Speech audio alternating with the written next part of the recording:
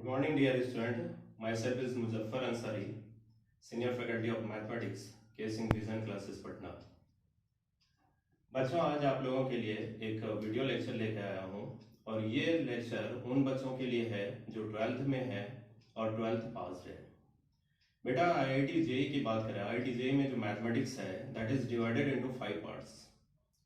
First part is calculus, second part is coordinate geometry, third part is algebra, fourth part is trigonometry and fifth part is factor plus 3D। IIT JEE में जो mathematics है weightage wise अगर आप देखें तो calculus का सबसे ज़्यादा वेटेज होता है। इवन जब आप 12th का फाइनल एग्जाम आप देंगे तो उसमें 70% वेटेज जो है वो कैलकुलस का होगा। कैलकुलस में आप देखें तो नंबर ऑफ चैप्टर्स है, जिसमें फर्स्ट चैप्टर जो है वो है फंक्शन। फंक्शन पूरे कैलकुलस के लिए फाउंडेशन की तरह काम करेगा और अभी जो हम स्टार्ट करने जा रहे हैं वो फंक्शन का फर्स्ट टॉपिक लेंगे, वो है बेसिक ग्राफ। बेसिक ग्राफ आपके लिए क्यों इंपॉर्टेंट है? सपोज कि आप इंग्लिश में एक ऐसे लिखना चाहते हो, then you should know ABCD up to Z। Exactly on the same line अगर आपको कैलकुलस में एक अच्छा कमांड चाहिए then you should know the graphs. इसीलिए it is very important. Graph की हेल्प से अगर आप देखें तो बहुत सारे क्वेश्चंस को आप इजीली सॉल्व कर सकते हो। That doesn't mean each and every question can be solve with the help of graphs, but some questions may help you solving the questions in a better way rather than without graphs. तो बेटा, आप लोग को 11th में basic mathematics में जैसे logarithmic function बताया था और लॉगरिथमिक फंक्शन का ग्राफ बताया, मॉडुलस फंक्शन बताया, उसका ग्राफ बताया, एंड देन फिर सिग्नम फंक्शन आपने सीखा, ग्रेटेस्ट इंटीजर फंक्शन सीखा, फ्रैक्शनल पार्ट भी आपको बताया था। बट ये सारे जो आपने सीखा था वो बेसिक चीज था। वहां पे जैसे ग्रेटेस्ट इंटीजर है वहां पे आपको प्रॉपर्टीज और उसके बेस से प्रॉब्लम नहीं कराया गया था। बट अब जो 12th में है यहाँ पे बहुत सारे आपको प्रॉपर्टीज आपको बताया जाएगा, सिखाया जाएगा, एंड इसके बेस जो प्रॉब्लम्स है वो आप सीखेंगे। एंड बहुत सारे ऐसे ग्राफ्स आपको मिलेगा जिसमें ग्रेटेस्ट इंटीजर लगा हुआ है, तो आप कम टाइम में कैसे सॉल्व करेंगे, एंड कुछ प्रॉब्लम्स आपको ऐसा मिलेगा जो कि ग्राफिकल मेथड से बहुत ही इजीली आप सॉल्व कर सकते हैं। तो अभी मैं स्टार्ट कर रहा हूँ ग्रेटेस्ट इंटीजर फंक्शन और फिर इसमें आगे बढ़ेंगे। तो बेटा यहाँ पे आप देखें greatest integer function, greatest integer function इसको शॉर्ट में आप लिखेंगे GIF। स्क्वायर ब्रैकेट के अंदर में अगर कुछ दिया हुआ है, सपोज यहाँ पे x है और साइड में आपको लिखा हुआ है कि square bracket denote GIF means greatest integer function, तभी आप कंसीडर करेंगे कि ये ग्रेटेस्ट इंटीजर फंक्शन है। अदरवाइज अगर सिंपली स्क्वायर ब्रैकेट दिया हुआ है तो आपको वहां पे कंसीडर नहीं करना है कि इंटीग्रल पार्ट ऑफ x है। तो बेसिकली अगर मैं कोई एक नंबर लेता हूं, सपोज कि 2.5 है, तो 2.5 को आप लिख सकते हो 2 प्लस 0.5। दैट मीन्स जो नंबर है इसको हमने x से डिनोट करा, एंड ये नंबर को यहाँ पे 2 जो है ये कहला रहा है आपका integral part, and this one is fractional part जो कि कर्ली ब्रैकेट के अंदर में आप डिनोट करते हैं। तो इससे आपको यह सीखने को मिल रहा है कि कोई भी नंबर है उस नंबर को आप स्प्लिट कर सकते हो sum of integral plus fractional part. तो इंटीग्रल पार्ट यहाँ पे 2 है एंड फ्रैक्शनल पार्ट 0.5 है। अगर मैं आपसे क्वेश्चन करूं कि 1.5 और यहाँ पे स्क्वायर ब्रैकेट है, तो आप इसे कैसे पढ़ रहे हैं कि 1.25 जो है इसका आपसे पूछा गया है इंटीग्रल पार्ट, तो आप ये एज्यूम करेंगे कि 1.25 को आप लिख कैसे रहो, तो 1 प्लस 0.25, तो 1 is the integral part and 0.25 is the fractional part. तो इसी तरह से आप देख रहे हो कि 1.25 का इंटीग्रल पार्ट आपने लिखा 1, फिर 1.57 अगर मैं रखूं और उससे पूछूं कि आपका इंटीग्रल पार्ट इसमें से बताएं आप, तो ये भी आप लिखेंगे 1, एंड 1.95 दिया हुआ है, इसका भी इंटीग्रल पार्ट अगर आप निकालें तो ये भी होगा 1। तो ओवरऑल आपने यहाँ पे क्या सीखा कि 1 पॉइंट समथिंग, ये तो बहुत सारे नंबर से होगा जिसमें से आप उसका इंटीग्रल पार्ट देख रहे हैं तो वो 1 है। बट अगर मैं इसका उल्टा पूछूं कि स्क्वायर ब्रैकेट है और यहाँ पे x है और इसका वैल्यू 1 दिया हुआ है, दैट मीन्स वो सारे नंबर आप बताओ जिसका इंटीग्रल पार्ट 1 है। तो यहां से आप क्या कर सकते हैं, तो बहुत सारे नंबर्स होगा। अगर ये सारे चीज को नंबर लाइन पे अगर आप दिखाएं तो आप इजिली वे में बता सकते हैं कि इसका इंटीग्रल पार्ट क्या होगा, और फिर उसमें फिर आपको गलती नहीं होगा। तो आप देख रहे हैं कि इंटीग्रल पार्ट ऑफ x का वैल्यू 1 है, तो x का वैल्यू कहां से कहां तक होगा। तो जैसे कि यहाँ पे आपने देखा 1.25, 1.57, 1.95, तो इसी तरह से हमने यहाँ पे लिखे हैं कि if integral part of x equal to 1 therefore x belongs to closed interval 1 से कहां तक, ओपन इंटरवल 2। इस चीज को हमने नंबर लाइन पे यहाँ पे दिखाया है कि अगर कोई भी वैल्यू है, कोई भी एक नंबर है और वो अगर सपोज कि 1 और 2 के बीच में लाई कर रहा है, तो इसका इंटीग्रल पार्ट जो होगा वो 1 होगा। इसी तरह अगर आप 0 और 1 के बीच में आप देखें तो ये इंटीग्रल पार्ट इससे जस्ट पहले वाला इंटीजर होगा। -1 और 0 के बीच में अगर आप देख रहे हैं यहाँ पे लाई कर रहा है, इसका मतलब है इसका इंटीग्रल पार्ट जो होगा उससे पहले वाला नंबर होगा -1। -2 और -1 के बीच में अगर आप देखें कोई भी नंबर है तो उसका इंटीग्रल पार्ट इससे जस्ट पहले वाला इंटीजर होगा। अगर मैं यहाँ पे आपसे सवाल पूछूं कि -1.5 का इंटीग्रल पार्ट, तो अगर आप -1 बोल देंगे तो वो गलत हो जाएगा। तो आप पहले ये देखिए कि -1.5 जो है वो कहां पे लाई कर रहा है। तो यस, -1.5 जो है -2 और -1 के बीच में। तभी आपको क्या सिखाया कि जो भी नंबर है जिसके अंदर में लाई कर रहा है उससे पहले वाला इंटीजर होगा। तो देयरफॉर -1.5 जो है वो -2 और -1 के बीच में है, तो इसका इंटीग्रल पार्ट क्या होगा, -2। तो यहां पे हमने लिखा -2। तो ये तो बहुत सारे नंबर्स है, तो बेहतर क्या होगा, ये नंबर, वो भी नंबर हमें दिया हुआ है उसको आप नंबर लाइन पे आप दिखा दीजिए, और ये आप देखें कि किसके अंदर में लाई कर रहा है। जिसके अंदर में वो लाई करेगा उससे पहले वाला इंटीजर आप लेंगे तो कभी गलत नहीं होगा। अब इसी चीज को हमने यहाँ पे डिफाइन किया है। सपोज कि y is the function of x और इसमें लगा हुआ है इंटीग्रल पार्ट ऑफ x। तो x का वैल्यू अगर हमने 0 और 1 के बीच में लिया, तो 0 और 1 के बीच में लिया तो इसमें इंटीग्रल वैल्यू क्या मिल रहा है अभी, तो 0। x लाइज बिटवीन 1 एंड 2, 1 पे क्लोज्ड है, 2 पे ओपन है, तो 1 और 2 के बीच में कोई भी वैल्यू अगर आप रखें तो इसका इंटीग्रल पार्ट क्या हो रहा है, 1 हो रहा है। इस तरह से 2 और 3 के बीच में लें तो इंटीग्रल पार्ट 2 हो रहा है। तो बहुत सारे यहाँ पे हमने दिखाया हुआ है। अब ये सारी चीज को अगर मैं ग्राफ में दिखाऊं, तो ग्राफ आप जो देख रहे हैं यहाँ पे y is the function of, इस तरह से ये कांस्टेंट फंक्शन है। तो कोई भी कांस्टेंट फंक्शन है तो उसका ग्राफ अगर आप प्लॉट करें तो सारे कांस्टेंट फंक्शन का जो ग्राफ आएगा वो parallel to the x axis होगा। वही चीज हमने यहाँ पे दिखाया है। सपोज y बराबर 0, तो y बराबर 0 दिए तो कंप्लीट एक्स एक्सिस होगा, बट हमें पूरा एक्स एक्सिस नहीं लेना है। इसमें हम क्या देख रहे हैं कि y बराबर 0, x का जो वैल्यू स्टार्ट हो रहा है वो 0 से 1, तो 0 पे डार्क है और 1 पे ओपन दिखाया हो। तो इस 1 पे ये ओपन सर्किल जो दिखा रहा हूं, ये छोटा सा जो सर्किल दिखाया हो, इसका मतलब हो गया कि 1 को इंक्लूड नहीं करना है, बट यहाँ पे सर्किल नहीं है, इसका मतलब 0 को इंक्लूड करना है। तो जब इंटीग्रल पार्ट आपने निकाला 0 और 1 के बीच में तो वो 0 हुआ। अब इस चीज को ग्राफ में मैंने दिखाया, ये चीज, यही चीज आप यहाँ पे देखें y equal to 1 line which is parallel to the x axis, but ये पूरा लाइन नहीं लेना है। तो यहाँ पे क्या लेना भी, तो लाइन सेगमेंट लेना है। तो लाइन सेगमेंट जो हो रहा है वो किसके बीच में लाई कर रहा है, 1 और 2 के बीच में। तो 1 और 2 के बीच में 1 पे क्लोज रखा, 2 पे ओपन। इस तरह से ये ग्राफ आपको मिला। बट ये तो आपने वैल्यूज को लेके आपने ये ग्राफ को प्लॉट करा।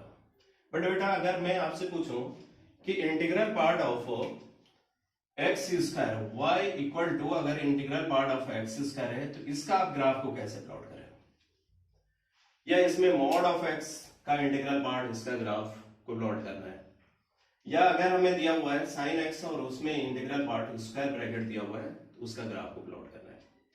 तो अब मैं ये तो कन्वेंशन मेथड आपको वैल्यूज को रख के आपने यहाँ पे लाइन को, जो लाइन सेगमेंट था वो हमने प्लॉट कर लिया। ये सारे चीज जो हमने देखा, अब हम लोग जो सीखेंगे वो सीखेंगे कि इसको कम टाइम में हम कैसे प्लॉट कर सकते हैं।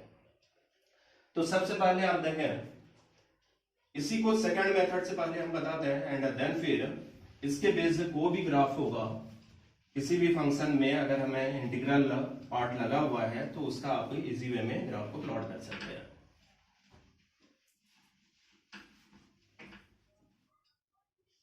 बेटा अभी आपने क्या देखा कि इंटीग्रल पार्ट ऑफ एक्स का ग्राफ सिखाया आपको, इसमें हमने वैल्यू को रख के उसको प्लॉट कर लिया।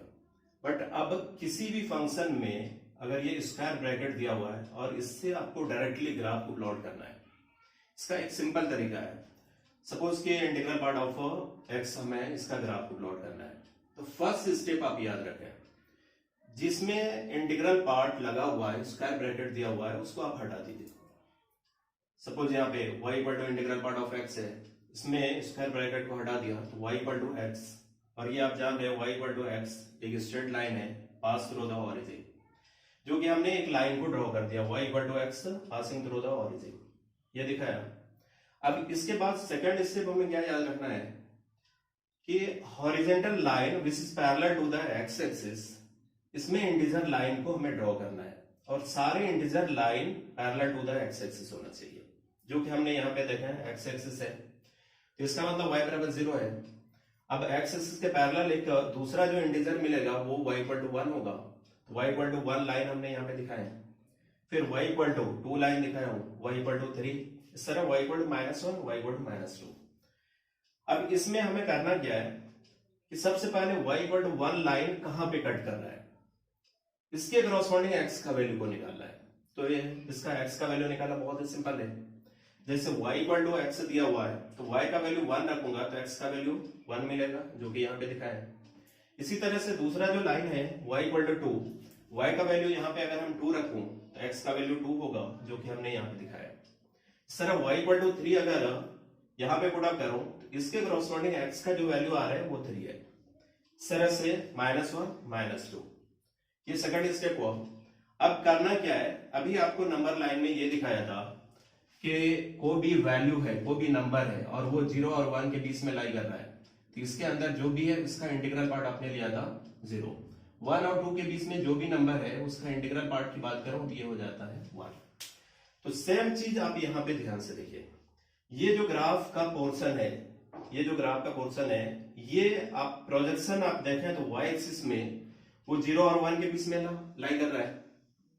जब ये 0 और 1 के बीच में लाई कर रहा है, इसका मतलब क्या हो जाएगा, जो भी नंबर है वो 0 और 1 के बीच में लाई कर रहा है, तो इसका इंटीग्रल पार्ट क्या हो जाएगा भाई 0, जो कि हमने यहाँ पे दिखाया है y इक्वल टू 0। इसका मतलब है कि सबसे पहले हमें क्या करना है, जिसमें भी इंटीग्रल पार्ट दिया हुआ है वो इंटीग्रल पार्ट को हटा के सिंपल y इक्वल टू जो भी x है, एक्स स्क्वायर है, मॉड x है, साइन x है, उसका ग्राफ को प्लॉट करना है। सेकंड स्टेप क्या बताया कि y equal to 1 line, y equal to 2 line, उसके करस्पॉन्डिंग x का वैल्यू आप निकालेंगे और ये देखेंगे कि ये जो लाइन सेगमेंट आप देख रहे हो, उस लाइन सेगमेंट का प्रोजेक्शन आप ले लेंगे, उसके जस्ट नीचे वाला इंटीजर लाइन ले। जैसे यहाँ पे आप देखें तो ये 0 और 1 के बीच में y एक्सिस में लाई कर रहा है, तो इस सेगमेंट का प्रोजेक्शन अगर मैंने लिया तो ये 0 और 1 के बीच में ये लाइन सेगमेंट मिल रहा है। इसी तरह से ये वाला पोर्शन ग्राफ का देखें तो ये y में 1 और 2 के बीच में आ रहा है और 1 और 2 के बीच में होता है, तो इसका इंटीग्रल पार्ट आप 1 लिखते हो। इसका मतलब है कि इसका प्रोजेक्शन आपने ले लिया इसके जस्ट नीचे वाला इंटीजर लाइन में, जो कि यहाँ y इक्वल टू 1 और ये एक सेगमेंट मिला।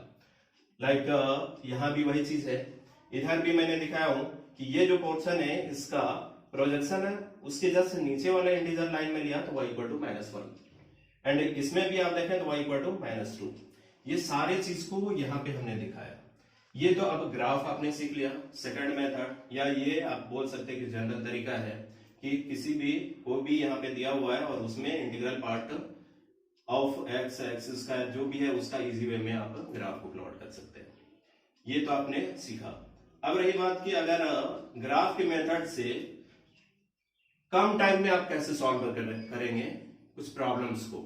तो एक छोटा सा मैंने प्रॉब्लम यहाँ पे पुटअप करा, जीरो से इंटीग्रेशन दिया हुआ, डेफिनेट इंटीग्रेशन जीरो से लेके n integral part of x dx. बेटा आप 11th में फिजिक्स में भी इंटीग्रेशन आप पढ़े हो, डेफिनेट इंटीग्रेशन, इनडेफिनेट इंटीग्रेशन, तो थोड़ा सा आपको आइडिया है। बट यहाँ पे मैं इंटीग्रेशन नहीं पढ़ा रहा हूँ, यहाँ पे सिर्फ ये बता रहा हूँ कि कोई भी आप ग्राफ अगर इजी वे में आप प्लॉट कर लेते हो तो उस ग्राफ से आगे जो चैप्टर आने वाला है उसमें अगर इस तरह का प्रॉब्लम होगा तो आप कम टाइम में कैसे सॉल्व करेंगे। तो वही चीज मैंने यहाँ पे एक पुट किया हूं कि integral part of x dx zero से लेके एन तक इंटीग्रेशन दिया हुआ है। तो डेफिनेट इंटीग्रेशन ये है, और डेफिनेट इंटीग्रेशन ये आप एरिया अंडर द कर्व में आप पढ़ेंगे कि डेफिनेट इंटीग्रेशन को आप ऐसे भी दिखाते हैं कि इसके अंदर में इंटीग्रांड में जो भी है उस फंक्शन का आप ग्राफ को प्लॉट कर लेते हैं, एंड जो भी ग्राफ आता है उसका area on the x axis निकाल के अलजेब्रिक सम आप फाइंड कर देते हैं, तो वो रिप्रेजेंट करता है डेफिनेट इंटीग्रेशन को। यही चीज मैंने यहाँ पे किया हूं, जीरो से लेके n integral part of x dx. तो सबसे पहले इंटीग्रल पार्ट ऑफ एक्स का ग्राफ जो यहाँ पे दिया हुआ है, और अभी आपने सीखा ही दो मेथड सीखा है, एक तो वैल्यूज को रख के, दूसरा है कि सेकंड मेथड। तो अभी ये ग्राफ हमें पता हो गया, तो अब इससे बाउंडेड सम ऑफ एरियाज निकालना है, और वो भी अलजेब्रिक सम। अलजेब्रिक सम का मतलब जो एरिया पॉजिटिव है उसे पॉजिटिव कंसीडर करेंगे और जो नेगेटिव है उसे नेगेटिव। तो पॉजिटिव नेगेटिव जो भी करने के बाद जो रिजल्ट आएगा, चाहे वो रिजल्ट पॉजिटिव हो या नेगेटिव हो या जीरो हो, जो भी हो वो आपको लिखना है, तो वो बताएगा डेफिनेट इंटीग्रेशन का वैल्यू। तो यही सारी चीज आप देखें तो 0 और 1 के बीच में ये लाइन सेगमेंट है, तो इसका एरिया अगर मैं निकालूं तो वो 0 है, जो कि मैंने यहाँ पे लिखा हूं। 1 और 2 के बीच में आप देखें तो वो ये लाइन सेगमेंट है, और इसका एक्स एक्सिस पे एरिया निकालूं तो ये लेंथ 1 है, हाइट भी 1 है, तो 1 into 1 स्क्वायर यूनिट आया। एंड y इक्वल टू 2 जो लाइन आप यहाँ पे देख रहे हो, तो ये 2 और 3 के बीच में है, तो ये लेंथ है तो 1 है, बट हाइट कितना है 2 यूनिट। तो 2 into 1 जो कि हमने यहाँ पे 2 लिया, एंड दिस वन इसका एरिया जो दिखा है वो 3 है। ये सभी का सम अगर करा तो 0 + 1 + 2 + 3 अप टू कहां तक, तो ये लास्ट टर्म है जो कि n-1 है। तब आपको पता है कि n नेचुरल नंबर का सम, तो n नेचुरल नंबर का सम आप लिखते हो n × n+1 / 2, बट n के जगह भी यहाँ पे क्या लिखेंगे n-1। Therefore, n × n+1/2 करने के बाद हमें जो रिजल्ट मिला वो है n × n-1/2। अब ये तो हमने सीखा इंटीग्रल पार्ट। अब इसी के जगह पे अगर मॉडुलस फंक्शन कर दूं और उसमें इंटीग्रल पार्ट कर दूं, या x² कर दूं और उसमें इंटीग्रल पार्ट कर दूं, फिर sin x करूं फिर उसमें इंटीग्रल पार्ट करूं, तो आप इसको इजी वे में ग्राफ को प्लॉट कर सकते हैं। बेटा अभी आपने देखा सेकंड मेथड जो y equal to integral part of x उसका ग्राफ। अब उसी तरह अगर हमें दिया y equal to sine x और इसमें इंटीग्रल पार्ट दिया हुआ है और इसका ग्राफ को प्लॉट करना है, अभी आपको क्या बताया, जिसमें भी इंटीग्रल पार्ट दिया हुआ है सबसे पहले आपको क्या करना है, इंटीग्रल पार्ट को जो स्क्वायर ब्रैकेट है उसको आप हटा दें। स्क्वायर ब्रैकेट हटाने के बाद आपके पास जो ग्राफ मिला किसका, y equal to sine x। तो simply y equal to sine x का ग्राफ हमें 0 और 2π के बीच में प्लॉट कर लेना है, जो कि यहाँ पे हमने ऐसे दिखाया। तो 0 और 2π के बीच में ये ग्राफ को प्लॉट किया। अभी आपको बताया कि अब हमें इंटीजर लाइन लेना है which is parallel to the x axis. जैसे ये y इक्वल टू 0 है, अब इसमें y इक्वल टू 1 लाइन दिखाया हूं, y इक्वल टू -1 दिखाया हूं। साइन फंक्शन का जो ग्राफ होता है वो -1 और +1 के बीच में होता है, इसीलिए हमें इधर आगे बढ़ने की जरूरत नहीं है और इधर नीचे भी नहीं। तो अब जैसे ही y इक्वल टू 1 लाइन हमने दिखाया, तो यहाँ पे y equal to 1 line, y का वैल्यू 1, अब इसके करस्पॉन्डिंग हमें x का वैल्यू निकालना है। तो बहुत सिंपल है, y का वैल्यू अगर हम 1 रखें तो sin x का वैल्यू हमें निकालना है। तो sin x का 0 और π के बीच में एक ही वैल्यू मिलेगा, और वो कितना मिलेगा भी, तो x बराबर π/2। तो x का वैल्यू हमने यहाँ पे लोकेट कर लिया π/2। इसका मतलब है जैसे ही हमने π/2 रखूं यहाँ पे sin x के जगह पे x का वैल्यू जैसे ही π/2 रखूं तो sin π/2 का वैल्यू क्या होगा 1, एंड 1 का इंटीग्रल पार्ट दैट इज 1। इसीलिए पाई बाय 2 पे यहाँ पे हमें डार्क दिखाना है, ये डार्क सर्किल दिखाया, तो इसको आप ऐसे दिखा सकते हैं, पाई बाय 2 इनपुट रखा तो आउटपुट मिला 1। बाकी आप देखें ये जो सेगमेंट है, इवन आप 30 डिग्री आप रखिए, साइन 30 डिग्री हाफ, हाफ किसके बीच में लाई कर रहे हैं, तो 0 और 1 के बीच में। जब 0 और 1 के बीच में आपको क्या भी सिखाया, वो भी नंबर है और वो 0 और 1 के बीच में लाई करेगा तो इंटीग्रल पार्ट हो जाएगा 0। तो वो चीज आप यहाँ पे देख सकते हैं। तो 0 और 1 के बीच में जो लाई करेगा उसका इंटीग्रल पार्ट क्या हो जाएगा, 0। इसका मतलब है ये जो पोर्शन आप देख रहे हैं ग्राफ का, इसका प्रोजेक्शन उसके जस्ट नीचे वाला इंटीजर लाइन पे लेना है। तो यहाँ पे हमने इसका प्रोजेक्शन लिया इसके जस्ट नीचे वाला इंटीजर लाइन में, तो ये ऐसे आपको दिखा, और चूंकि यहाँ पे पाई बाय 2 पे क्या मिल रहा है भाई, तो 1, पाई बाय 2 पे 1 मिला है, इसलिए यहाँ पे हमने होल दिखाया। बाकी आप देखें तो ये वाला पोर्शन जो है ये भी 0 और 1 के बीच में है, तो ये पोर्शन का प्रोजेक्शन उसके नीचे वाले इंटीजर लाइन पे लूं तो ये भी आपको ऐसे दिखेगा। तो ये लाइन सेगमेंट आपको इस तरह से पाई बाय 2 से पाई के बीच में आया, यहाँ पे डार्क होगा। अब पाई से 2 पाई के बीच में आप देख रहे हैं, तो पाई पे जैसे ही साइन पाई रखा तो साइन पाई का वैल्यू क्या हो गया, 0। तो 0 का इंटीग्रल पार्ट जो 0 यहाँ पे डार्क हमने दिखाया। अब 0 और पाई के बीच में आप कोई भी वैल्यू आप रखेंगे तो उसका जो वैल्यू आएगा वो -1 और 0 के बीच में लाई करेगा, तो इसका मतलब उसका इंटीग्रल पार्ट निकालो तो वो माइनस होगा। यही कारण है कि इसका आप प्रोजेक्शन आप ले लेंगे इसके जस्ट नीचे वाला इंटीजर लाइन पे। जब आप इसका प्रोजेक्शन लेंगे तो आपको यहाँ पे होल मिलेगा और यहाँ भी आपको होल मिलेगा और यहाँ पे डार्क है एंड ये लाइन सेगमेंट मिला। तो फाइनली इसका जो ग्राफ अगर आप देखें तो इस चीज को हमने यहाँ पे दिखाया कि integral part of sine x है, integral part of sine x का ग्राफ 0 और 2 पाई के बीच में। तो फाइनली हमें क्या मिला, 0 और पाई के बीच में पाई बाय 2 पे होल है और पाई बाय 2 के करस्पॉन्डिंग यहाँ पे आपको एक डार्क सर्किल मिला। बाकी आप देखें तो पाई और 2 पाई के बीच में ये एक y = -1 लाइन सेगमेंट मिला।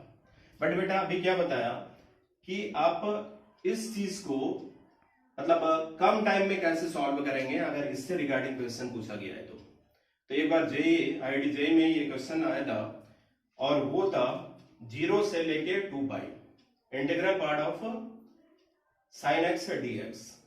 बट अगर आप प्रॉपर वे में इसे सॉल्व करेंगे जो कि आपको आगे सिखाऊंगा डेफिनेट इंटीग्रेशन में, तो इसको आप पीस वाइज इंटीग्रेशन करते हैं। बट अभी क्या बताया कि बेसिक ग्राफ जो आप पढ़ते हैं इसका यूज आप कहां कहां करेंगे, तो वो सारे यूज में सिर्फ एक व्यू दिखा रहा हूं कि यहाँ पे आप यूज करेंगे। तो बेटा यहाँ पे हमने क्या देखा कि ये जो ग्राफ है ये तो लाइन सेगमेंट मिला, यहाँ भी लाइन सेगमेंट है, बट एरिया वाइज आप देखें तो इस सेगमेंट का एरिया क्या होगा, 0, जो कि यहाँ पे दिखाया हूं। बट ये जो लाइन सेगमेंट है y = -1, और आपको बताया हूं एरिया और डेफिनेट इंटीग्रेशन में फर्क क्या है। डेफिनेट इंटीग्रेशन में एरिया का कॉन्सेप्ट यूज करेंगे, तो जो भी एरिया आएगा जो पॉजिटिव है उसे पॉजिटिव कंसिडर करेंगे, जो नेगेटिव है वो नेगेटिव कंसिडर करेंगे और उसका सम निकालेंगे, अलजेब्रिक सम। तो यही कारण है कि यहाँ पे y = -1 जो है तो ये तो लेंथ हो गया and this one is height, और ये वैल्यू कौन सा हो गया, -1, एंड ये लेंथ है 2 पाई - पाई दैट इज पाई, तो पाई × -1 दैट इज -पाई, तो जो कि यहाँ पे हम दिखाए तो दोनों का सम करा तो -पाई। तो देयरफॉर 0 से 2 pi integral part of sine x dx, तो डायरेक्टली आप बता सकते हो कम टाइम में, और इसका आंसर हो गया -पाई। बेटा अभी आपने ग्रेटेस्ट इंटीजर ऑफ एक्स का ग्राफ सीखा, इसके बाद आपको बताया greatest integer of sine x, और वहां पे आपको बताया 0 और 2 पाई के बीच में, तो उसका ग्राफ आपने सीख लिया। अब इसमें वैल्यू को चेंज कर रहे हैं, जैसे y = 2 टाइम्स साइन एक्स और x का जो वैल्यू है वो 0 और पाई के बीच में है। इसका ग्राफ को हमें प्लॉट करना है। इसका ग्राफ को प्लॉट करने के लिए अभी क्या सिखाया, जहां भी ये स्क्वायर ब्रैकेट है, फर्स्ट ऑफ ऑल इस स्क्वायर ब्रैकेट को आप हटा दें। हटाने के बाद आप देख रहे हैं y = 2 साइन एक्स मिला। बट अब हमें इसका ग्राफ को प्लॉट करना है, तो सबसे पहले आप देखें तो हमें x दिया हुआ है 0 और पाई के बीच में। 0 और पाई के बीच में आप देखें तो साइन एक्स एक ही लूप बनेगा और उसमें से 2 से मल्टीप्लाई कर दूं तो 2 साइन एक्स जो आएगा वो 0 और 2 के बीच में लग करेगा। तो सबसे पहले हमने क्या करा, एक लूप बनाया, तो 0 और i के बीच में, तो इसका जो रेंज है तो वो हमें मिल गया 0 से लेके 2π। अब अभी आपने क्या सीखा कि हमें इंटीजर लाइन लेना है जो कि parallel to the x axis होगा, तो वही चीज मैंने यहाँ पे लिखा हूँ y equal to 1 line and y equal to 2 line. इसके बाद आपको बताया था कि y equal to 1 line, y equal to 2 line, ये दिखाने के बाद इसके करस्पॉन्डिंग x का वैल्यू निकालना है। तो x का वैल्यू निकालना बहुत ही सिंपल है। जैसे कि हमने y इक्वल टू 1 लाइन लिया, दैट इज y का वैल्यू 1 रखूं तो x का वैल्यू क्या आएगा, वो चीज आप देखें तो 2 sin x, y का वैल्यू हमने यहाँ पे पुट किया 1, तो sin x का वैल्यू कितना हो गया 1/2, दैट इज x का वैल्यू आप देखें तो फिर क्या हो जाएगा π/6 और 5π/6। तो एक लाइन जो आप देख रहे हो यहाँ पे दो जगह पे कट किया है, तो उसके करस्पॉन्डिंग x का हमने वैल्यू को निकाला π/6, दूसरा जो मिला वो 5π/6 मिला। अब दूसरा जो लाइन ले रहा हूं y equal to 2, y equal to 2 put up करने के बाद आप देख रहे हैं sin x का वैल्यू 1, sin x का वैल्यू 1, और इसी में हमें देखना है 0 और π के बीच में, तो x का एक ही वैल्यू मिला, वो है कितना π/2।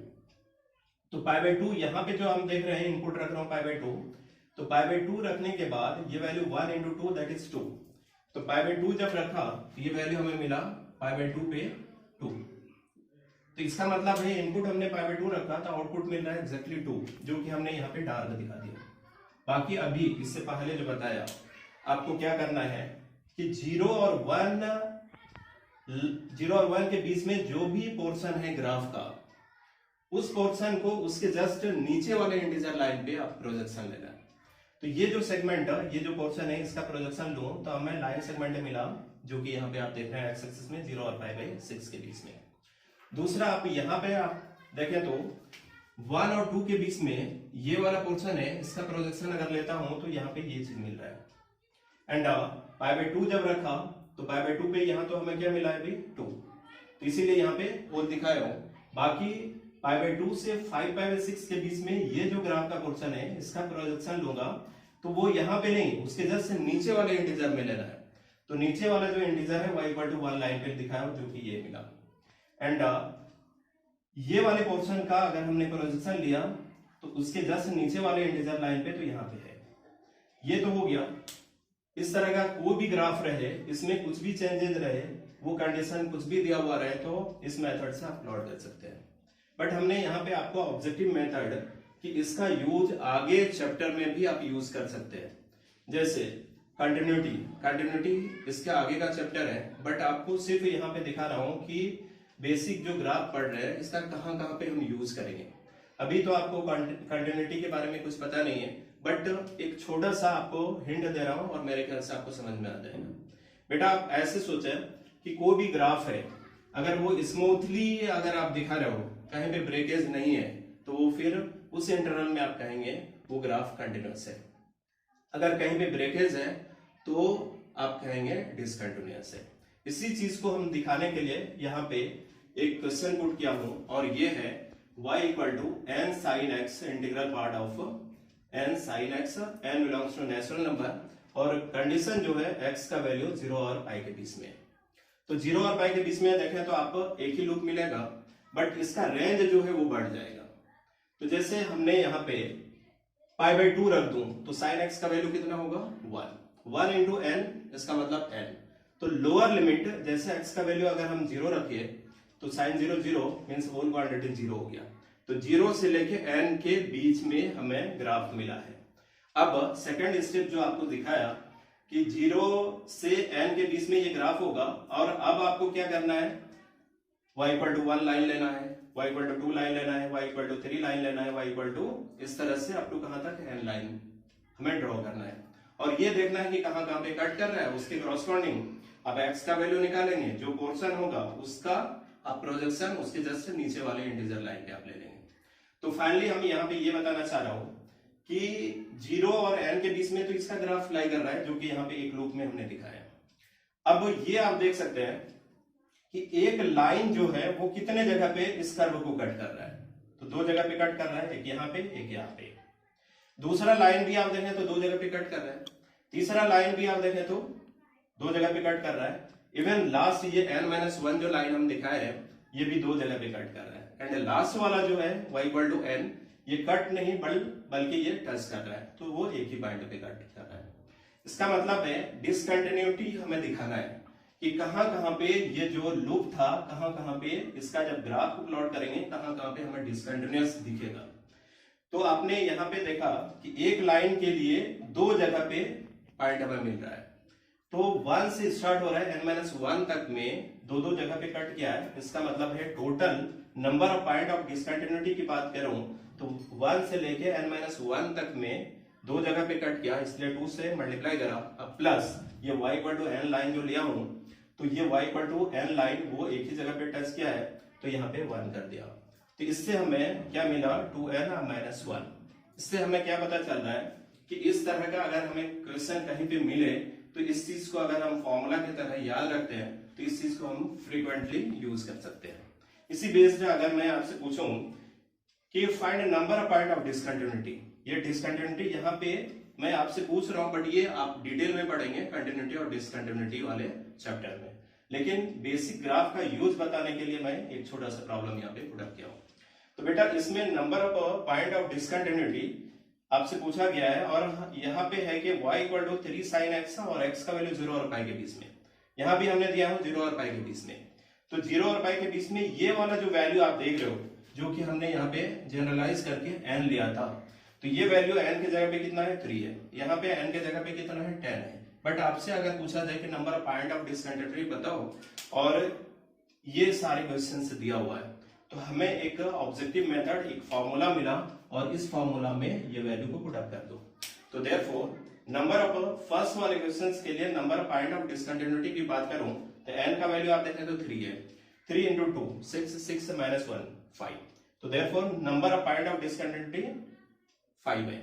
यहाँ पे आप देखें तो n का वैल्यू 10 है, n का वैल्यू यहाँ पे अगर फॉर्मूला में पुट अप करूं तो 10 into 2 20 या -1 जो कि 90 है। तो therefore number of point of discontinuity इस क्वेश्चन के लिए हमें 19 मिला। तो बेटा अब ये तो आपको पता चल गया कि बेसिक ग्राफ आपके लिए क्यों इंपॉर्टेंट है और क्यों सीख रहे हैं। तो ये थोड़ा सा मैंने आपको आगे का चीज इसलिए बताया कि अभी से आपको पता रहे कि आगे आने वाले क्वेश्चन में इस तरह इसको अप्लाई करेंगे, इसलिए ये सीखना बहुत जरूरी है। तो नेक्स्ट वीडियो जो होगा उसमें हम इंटीग्रल पार्ट पे प्रॉपर्टी बताएंगे, फिर इसके बेस्ड वैरायटीज ऑफ क्वेश्चंस को पुट अप करेंगे, फिर उसका सॉल्यूशन बताएंगे एंड देन फिर कुछ आपके लिए होमवर्क पुट अप करूंगा, फिर उसके बाद fractional part and signum function like that, इस तरह बहुत सारे क्वेश्चंस कराएंगे। Thank you.